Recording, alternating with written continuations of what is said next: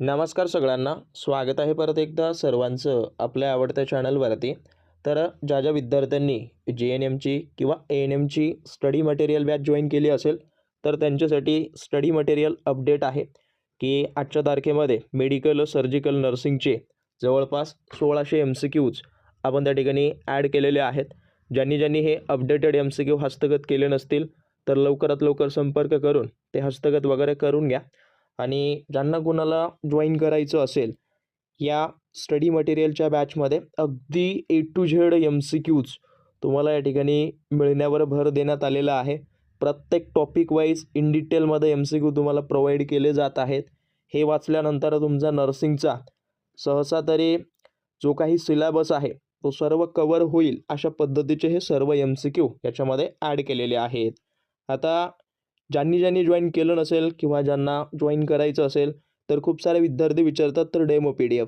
तर डेमो दाखवण्यापेक्षा जी काही ओरिजिनल PDF आहे ती तुम्हाला या ठिकाणी शो केली जाईल आणि पाहून घ्या.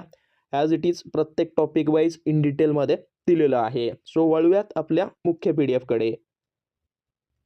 आणि हे जे प्रश्न वगैरे दिसत असतील ते सगळे त्याच PDF मधले आहेत.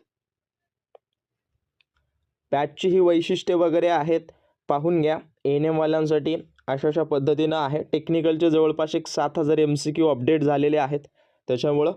आणि राहिला प्रश्न JNM वाल्यांसाठी, तर JNM वाल्यांसाठी खूप ठिकाणी इंग्रजीमध्येच उपलब्ध आहेत, पण आम्ही जे आहे ते मराठीमध्ये सुद्धा उपलब्ध करून दिलेले आहेत.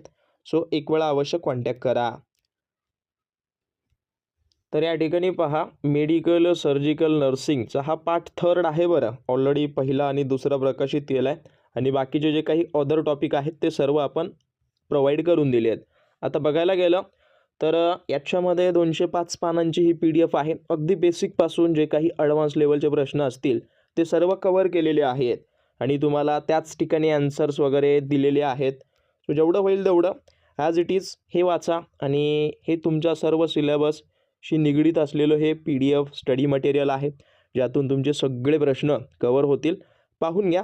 याच्यामध्ये जे काही नॉर्मल लेवलचे प्रश्न आहेत आणि हार्डमधले हार्ड प्रश्न सगळे कव्हर केले आहेत.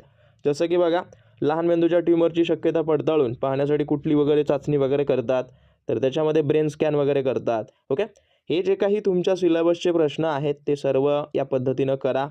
प्रत्येक टॉपिक वाईज दिलेले आहेत. नाकातील आड वाढणे, त्यानंतर काही ठिकाणी आम्ही अशाही पद्धतीनं ब्रॅकेट वगैरे करून PDF वगैरे प्रोव्हाइड करून दिले आहेत. ओके, बाकी अजून बघायला गेलं तर संसर्गजन्य आजार याच्या संदर्भात एक थोडीफार PDF होती.